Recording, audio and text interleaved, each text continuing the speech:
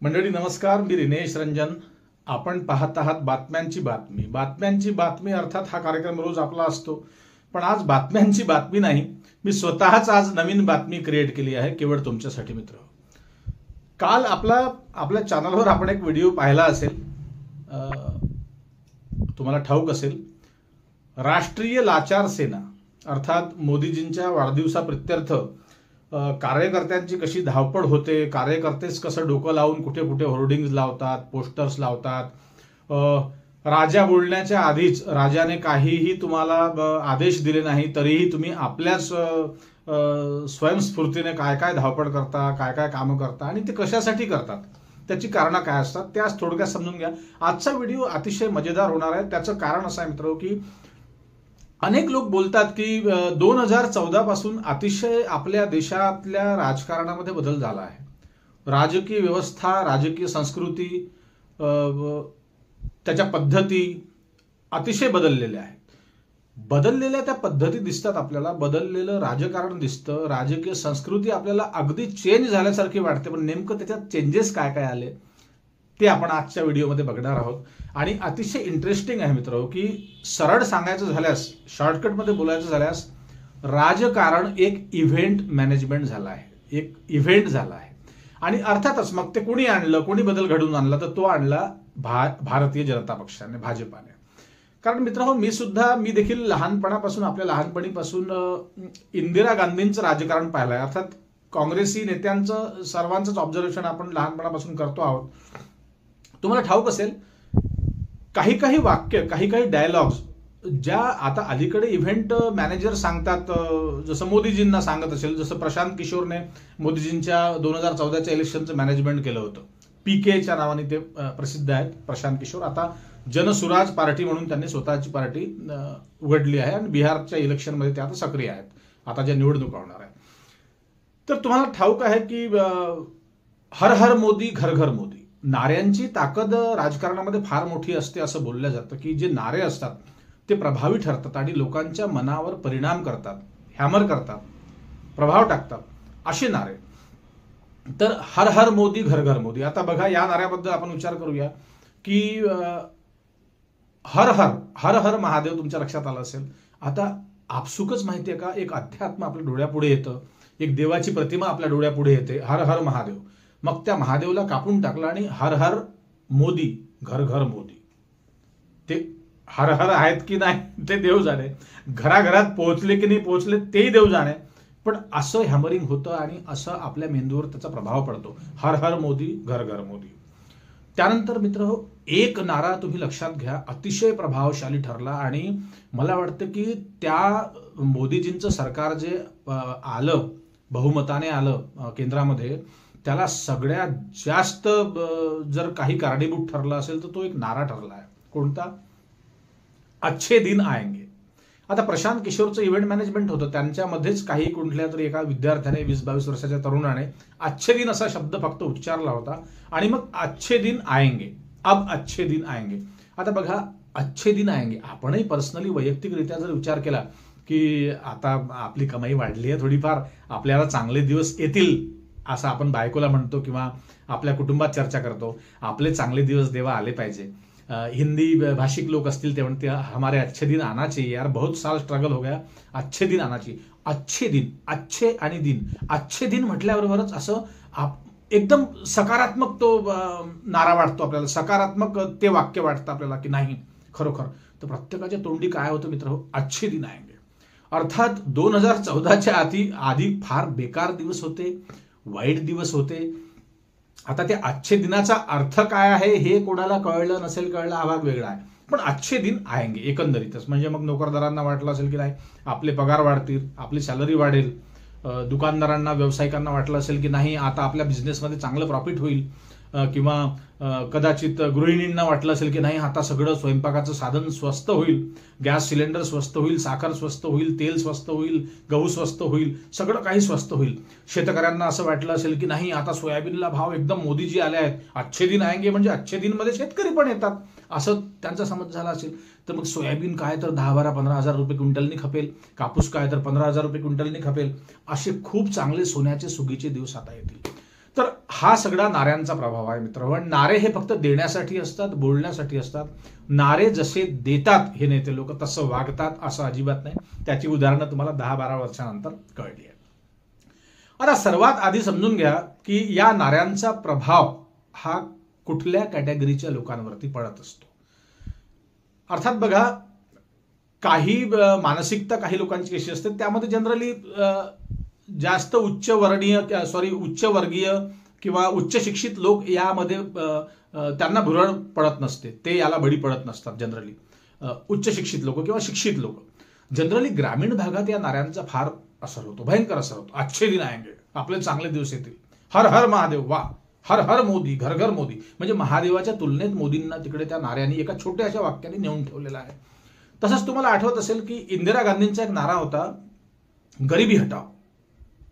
एकाच वाक्यात, म्हणजे गरिबी हटाव हा नारा आल्याबरोबरच असं वाटायला लागलं होतं की अरे बापरे, गरिबी हटणार, आता उद्याच हटणार, परवाच हटणार, गरिबीच गायब होणार देशातून, एकही व्यक्ती गरीब राहणार नाही असं प्रत्येक गरीबाला वाटायचं.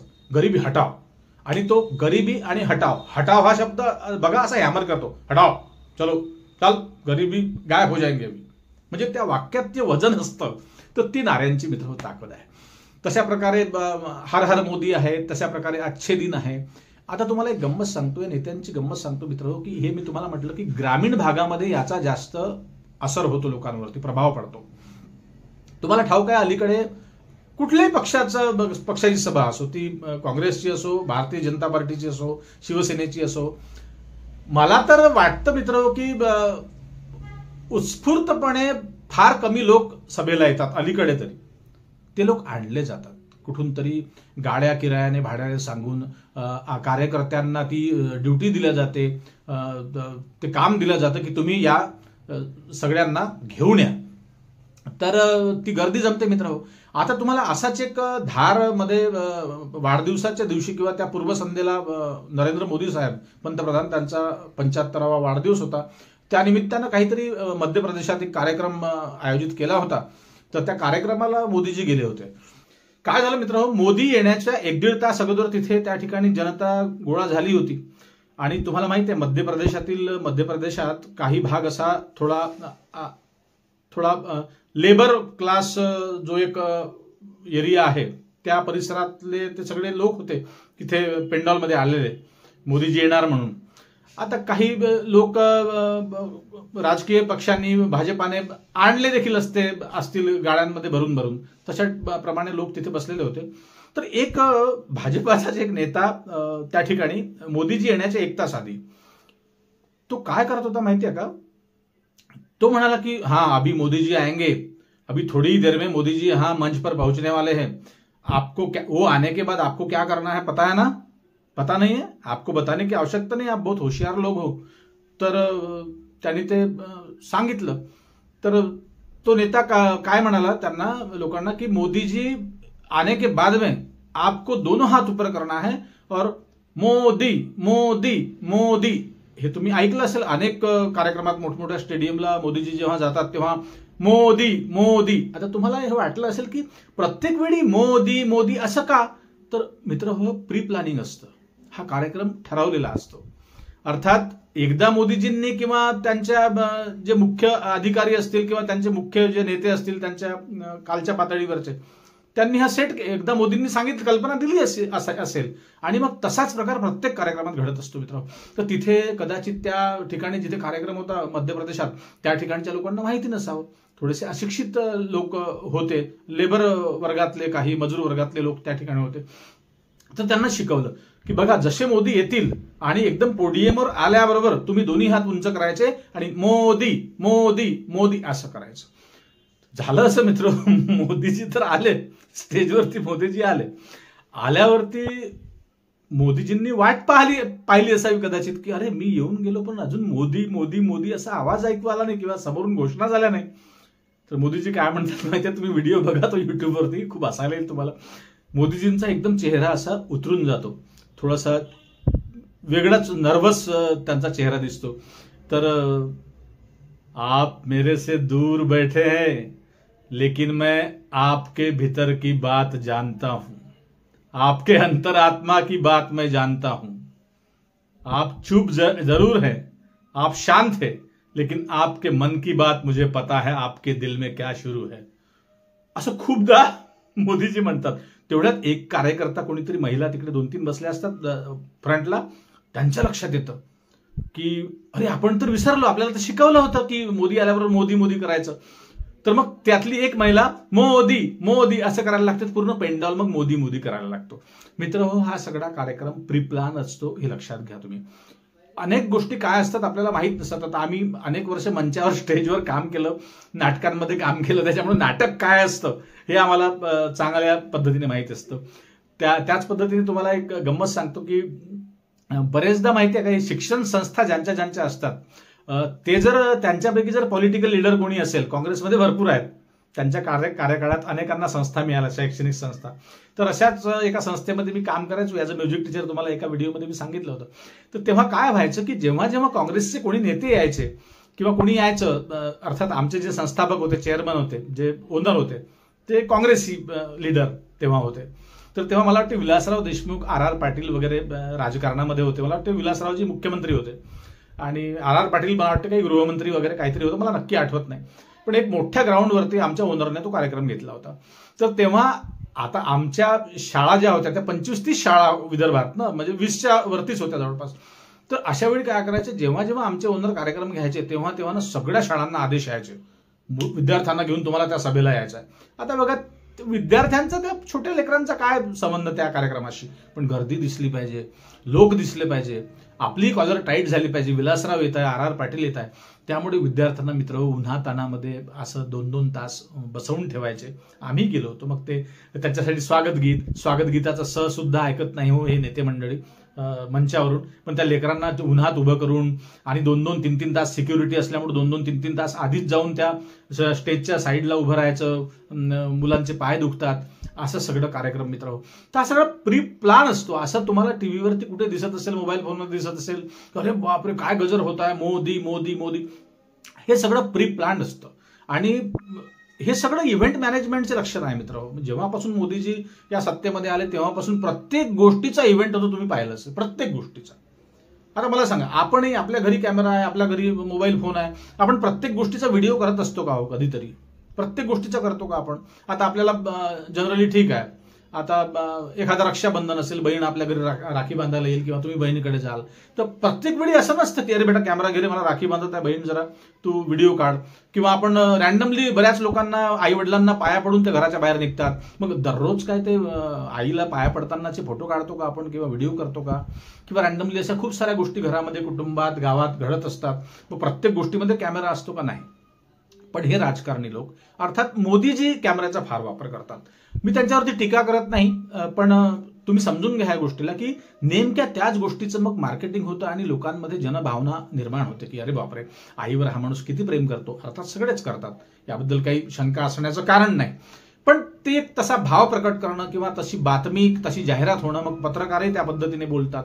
तर असा मित्र सगळा हा प्री प्लॅन असा अजेंडा असतो राजकारण्यांचा.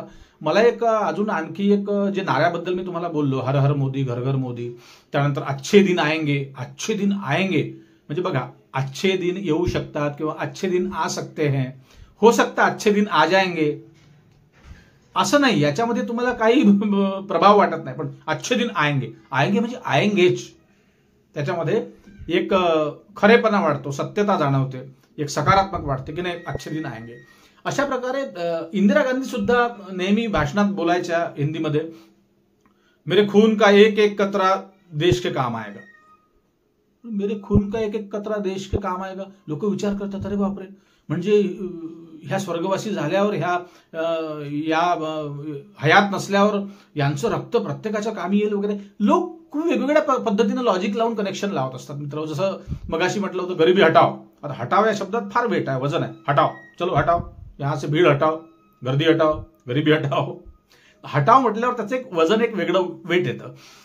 पण जनरली मित्र हो, या नाऱ्यांचा प्रभाव मी जे म्हटलं की ग्रामीण भागात अतिशय पडत असतो. जसं हिंदुत्व भाजपाने आणलं, तर या हिंदुत्व, राम मेरे राम आएंगे, जय श्रीराम, असं म्हणजे खरं हिंदू आहोत आपण आणि आपण असंच म्हणायला पाहिजे. तरुणांवरती याचा फार फरक पडतो मित्र. तर राजकारण्यांना नाडी माहिती आहे हे लक्षात घ्या. सगळ्यात शेवटी या माझ्या व्हिडिओचा सार तुम्हाला हेच सांगायचं आहे की तुम्ही परखून परखून फुंकून फुंकून जमीन फुंकून पुढे चला. काळ फार वाईट आलेला आहे. जे सत्य आहे ते सत्य जे तुमच्या कानावर पडतं ते सत्य आहे का? आज तर अशी परिस्थिती झाली की वृत्तपत्रांमध्ये जी बातमी आली त्याच्यामध्ये काय सत्यता आहे? काही गॅरंटी नाही. टीव्हीवरती ज्या बातम्या येतात त्याची काही शहानिशा गॅरंटी नाही. म्हणूनच मित्र हो, जे स्वतंत्र पत्रकारिता आहे, जसं माझ्यासारखे युट्यूबर्स आहे, काही ज्येष्ठ पत्रकार देखील आहे, अनेक पत्रकारांवर सरकारच्या दबाव तंत्रामुळे अशी पाळी आली आहे की त्यांना त्यांची 10-10, 20-20 लाख रुपये सॅलरी होती. ग्लॅमरमध्ये ते स्टुडिओमध्ये दिवसभर न्यूज रूममध्ये काम करायचे. अशा मोठमोठ्या पत्रकारांना घरी बसावं लागलं. पण युट्यूबचा आशीर्वाद आहे मित्र की त्यांची रोजीरोटी घर बसल्या सुरू आहे. परंतु आता तुम्हाला माहिती आहे आताच्या 2-3 दिवसामध्ये रवीश कुमार, अजित अंजुम, प्रज्ञा शुक्ला, प्रज्ञा मिश्रा, उलटा चष्मा ज्यांचं ते चॅनल आहे, प्रज्ञा का पन्ना, त्याच्यानंतर अभिसार शर्मा, त्याच्यानंतर ध्रुव राठी फार मोठा युट्यूबर आहे, या सगळ्यांना मित्र हो सरकारने नोटिसा दिल्या. प्रसार जे मंत्रालय असतं, माहिती सूचना व प्रसार मंत्रालय, त्यांच्याकडून त्यांना नोटीस मिळाली आणि कोर्टाच्या मार्फत ते आदेश आले आहे की तुम्ही काही उद्योगपती आपल्या भारतातले त्यांच्याबद्दल काही व्हिडिओ केले होते तर ते तुम्ही व्हिडिओ ताबडतोब डिलीट करा. आणि युट्यूबनी त्यांना मेल केली आहे की तुम्ही ताबडतोब व्हिडिओ डिलीट करा, नाहीतर आम्ही तुमचे व्हिडिओ डिलीट करू. अशा प्रकारे मित्र आवाज बंद करण्याचा प्रयत्न सुरू आहे. त्यामुळे तुम्ही खरंच युट्यूबवरती जे युट्यूबर्स असतील, मराठी पत्रकारिता करणारे किंवा हिंदी पत्रकारिता करणारे, तुम्हाला जे आवडत असेल ते, पण तुम्ही अशा लोकांना साथ द्या, यांचे व्हिडिओ बघत चला. किंवा वाटलं तर काय होतं की व्ह्यूजच्या आधारावरती युट्यूबचे पैसे मिळतात मित्र, आणि ते काय फार काही मिळत नसतात. तुमचा व्हिडिओ चालला, जास्तीत जास्त व्ह्यूज तुमच्या चॅनलवर आले तर युट्यूबचे पैसे व्यवस्थित मिळतात, नाही तर फार काही सगळ्यांनाच रोजच्याच व्हिडिओचे पैसे मिळतं असं अजिबात नाही. अनेक पत्रकारांनी, स्वतंत्र पत्रकारांना जगणं कठीण झालं आहे तर व्हिडिओ कुठून करतील मित्र. त्यामुळे तुम्ही त्यांना खरोखर योगदान करा. आपलं चॅनल तुम्हाला आवडत असेल, माझं बोलणं आवडत असेल, माझी माहिती मी देतो ते आवडत असेल तर नक्कीच तुम्ही, आम्हाला व्ह्यूजच्या भरोश्यावर राहता येणार नाही, त्यामुळे आर्थिक मदतही तुम्ही चॅनलला करू शकता मित्र. तर जॉईन बटनचं एक ऑप्शन आहे, तेही तुम्ही करू शकता. त्यामुळे आता हल्लीच्या काळामध्ये स्वतंत्र पत्रकारिता वाचवणं हे दर्शकांचं, प्रेक्षकांचं काम आहे. तर अशा प्रकारे इव्हेंट मॅनेजमेंट, प्रत्येक गोष्टीचा इव्हेंट झालाय मित्र. आणि काँग्रेसला हे कधी आयुष्यात जमलं नाही. काँग्रेसही आता शिकायला लागली आहे भाजपाकडनं की इव्हेंट कसा असतो, प्रत्येक गोष्टीचा इव्हेंट कसा केला जातो, कसा राशनच्या पिशवीवर मोदींचा फोटो असला पाहिजे, कसा कुठे गडकरींचा फोटो असला पाहिजे, कुठे फडणवीसांचा फोटो असला पाहिजे, असे इतके फोटोग्राफ्स वगैरे आम्ही पहिले बघायचो नाही. पण प्रत्येक ठिकाणी तुम्ही ज्या गावात, ज्या शहरात जाण, तुम्ही प्रत्येक गावात तुम्ही एंट्री केली की तुम्हाला एखाद्या भिंतीवर मोदीजींचा फोटो दिसेल, एसटी बसवर तुम्हाला मोदीजींचा फोटो दिसेल, हॉस्पिटलमध्ये मोदीजींचा फोटो दिसेल, तुम्हाला एखादं काही सरकारी कागदपत्र आलं त्याच्यावरती तुम्हाला मोदीजींचा फोटो दिसेल. तर हे सगळं हॅमरिंग आहे. हे म्हणजे लोकांच्या मनामध्ये ही बसवण्याची प्रतिमा आहे. अर्थात काम करतात ना प्रत्येकाची, काँग्रेस नाही केले इतके वर्ष हा देश चालला. असं नाही की 2014 नंतरच लोक खायला लागले, झोपायला लागले, चांगलं जगायला लागले, असं काही नाही. अनेक वर्ष झाली, 70-75 वर्ष उलटली, हा देश स्वतंत्र झाला, अनेक संस्थानं उभी झाली काँग्रेसच्या काळात, असं म्हणता येणार नाही. पण असो, तर हे मार्केटिंग आहे मित्र हो. तुम्ही नाऱ्यांकडे लक्ष द्या की अच्छे दिन आएंगे, तर ते अच्छे दिन आले का तुम्ही कमेंटमध्ये नक्की लिहा. आणि हर हर मोदी, खरंच हर हर महादेव सारखं काही हर हर मोदी म्हणताना तुम्हाला आनंद येतो का तेही सांगा. आणि इंदिरा गांधींनी म्हटलं होतं, मी त्यांनाही सांगतोय तुम्हाला की असं नाही की मी भाजपाला बोलतोय किंवा म्हणतोय किंवा टीका करतोय. इंदिरा गांधींचा नारा होता, गरिबी हटाव. गरिबी हटली का देशातली? नाही.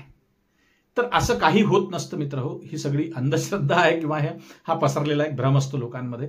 तर तुम्हाला आजच्या या व्हिडिओबद्दल, माझ्या या नव्या कोऱ्या विषयाबद्दल तुम्हाला काय वाटलं ते नक्की कमेंटमध्ये सांगा, लिहा. आणि आपल्या चॅनलवर नवीन असाल तर सबस्क्राईब करा आणि जास्तीत जास्त लोकांपर्यंत हा व्हिडिओ शेअर करा. लाईक करायला अजिबात विसरू नका मित्र हो. तर तुर्तास थांबतो. पुन्हा भेटू नवीन विषयावर बोलण्यासाठी, नव्या दिवशी नव्या दमानं. तोपर्यंत नमस्कार. जय हिंद, जय महाराष्ट्र.